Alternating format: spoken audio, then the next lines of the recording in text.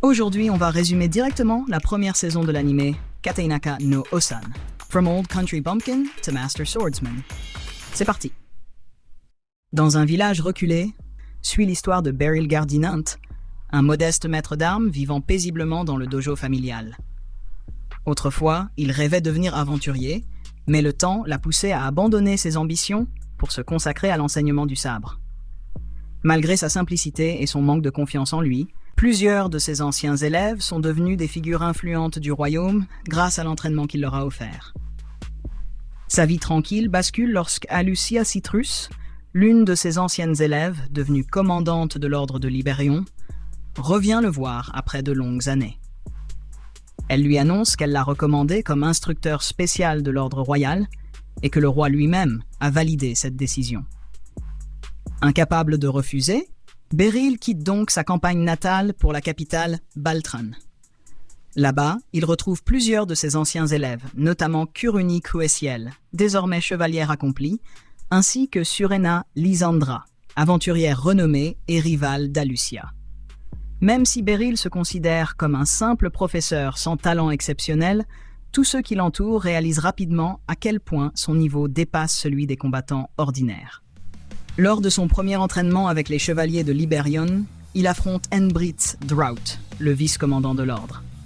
Grâce à son immense expérience et à sa capacité à lire les mouvements adverses, Beryl parvient à vaincre Enbrit sans difficulté apparente, gagnant immédiatement le respect des soldats. Au fil des jours, Alucia repense à son passé auprès de son maître. Elle se rappelle qu'elle n'avait compris la véritable puissance de Beryl qu'après avoir quitté le dojo et affronté d'autres écoles de sabre. Tandis qu'elle progressait jusqu'à devenir commandante de l'ordre, elle réalisa que son ancien professeur était bien plus fort qu'il ne le croyait lui-même. Depuis ce jour, elle s'est donnée pour mission de faire reconnaître au royaume entier la valeur de Beryl. Pendant une visite de la ville avec Kuruni, Beryl retrouve Ficelle Arbellet, une autre ancienne élève devenue mage au sein du corps magique. Peu après, la commandante des mages, Lucy Diamond, décide elle aussi de tester ses capacités en duel. Même si Beryl ne parvient pas à toucher Lucy, il esquive toutes ses attaques magiques avec une aisance impressionnante, ce qui suffit à convaincre la mage de son incroyable maîtrise. Surena demande ensuite l'aide de Beryl pour entraîner de jeunes aventuriers à la guilde. Beryl hésite, se souvenant de son propre échec lorsqu'il avait tenté de devenir aventurier dans sa jeunesse. Pourtant, Surena et Lucy insistent pour qu'il accepte. Afin de prouver sa valeur à la guilde, Beryl affronte Surena dans un duel intense. Malgré les progrès gigantesques de son ancien élève, il remarque une faiblesse dans l'usage de sa main gauche et parvient à l'exploiter pour remporter le combat.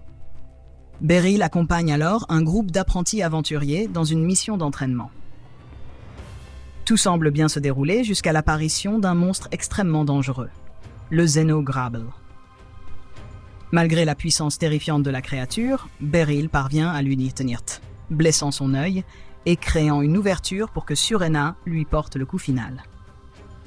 Grâce à cet exploit, la guilde le célèbre comme un héros, même s'il refuse toujours de devenir aventurier officiellement. Après cette bataille, Beryl rencontre Balder Gasp, un forgeron talentueux qui se révèle être lui aussi un ancien élève. Ensemble, ils forgent de nouvelles armes, notamment une immense Zweihander adaptée au style de combat de Kuruni. Surena demande également à Balder de créer une nouvelle épée pour Beryl à partir de la griffe du Xenograble. Un soir, Beryl surprend une jeune voleuse nommée Miui en train de tenter de lui dérober son portefeuille. Bien qu'elle réussisse à s'enfuir grâce à la magie, elle abandonne accidentellement un collier auquel elle tient énormément. Lorsque Beryl la retrouve, il découvre qu'elle vole pour réunir une somme d'argent promise par un mystérieux mage nommé Twilight, qui prétend pouvoir ressusciter sa sœur morte. Avec l'aide de Lucy, Beryl enquête sur cette affaire. Il découvre rapidement que Twilight n'est qu'un escroc manipulant les désespérés avec de faux miracles de résurrection. Beryl neutralise ces hommes tandis que Lucy force Twilight à avouer la vérité devant Miui. Pourtant, l'affaire se révèle plus grave qu'elle n'y paraît. Twilight travaillait secrètement pour certains membres corrompus de l'église de Sven. qui collectait des cadavres afin de recréer un ancien miracle interdit capable de ramener les morts à la vie. Le principal responsable est l'évêque Reveos Sarlon. Lorsque ce dernier tente de fuir, Beryl l'affronte directement. Sarlon utilise alors des cadavres réanimés comme zombies pour couvrir sa fuite, mais Beryl réussit à tous les neutraliser avant d'arrêter l'évêque.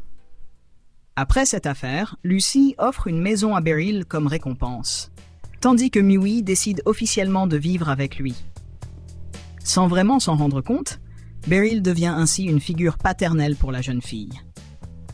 La suite de l'histoire montre le quotidien plus chaleureux de cette nouvelle famille improvisée. Beryl aide Miwi à préparer son entrée à l'Institut magique, s'inquiète de savoir s'il est capable de bien s'occuper d'elle et demande conseil à ses anciens élèves. Malgré les difficultés, Miwi choisit finalement de continuer à vivre avec lui, ce qui touche profondément Beryl. Parallèlement, la relation entre Alucia et Beryl devient de plus en plus ambiguë. La commandante éprouve clairement des sentiments pour son ancien maître, même si celui-ci refuse de les voir à cause de leur différence d'âge et du respect qu'il éprouve pour elle. Après un duel entre eux, Alucia admet intérieurement qu'elle voulait lui avouer ses sentiments si elle réussissait à le battre. Peu après, une importante délégation du royaume voisin de Sven-Ediard-Vania arrive à Baltren. Beryl est chargé d'assurer la protection de la princesse Salacia aux côtés d'Alucia et d'Ambritz. Il découvre également que Rose Marbleheart, la vice-commandante de l'ordre de Sven, est une autre de ses anciennes élèves. La visite diplomatique tourne rapidement au chaos lorsqu'un groupe d'assassins attaque la délégation. Bien que les chevaliers repoussent l'assaut, plusieurs détails éveillent les soupçons de Beryl et Lucy. Ils découvrent alors qu'un conflit politique déchire Sven-Ediard-Vania entre les royalistes et les partisans fanatiques de l'Église. Lors d'une seconde attaque, Beryl affronte directement Rose et apprend qu'elle a été forcée de collaborer avec les assassins parce que des orphelins étaient retenus en otage par le pape de Sven. Malgré leur duel acharné, Beryl refuse de tuer son ancien élève après avoir compris la vérité. Grâce à son intervention, Rose survit et promet de se racheter. Les événements finissent par faire de Beryl une véritable célébrité à travers le royaume.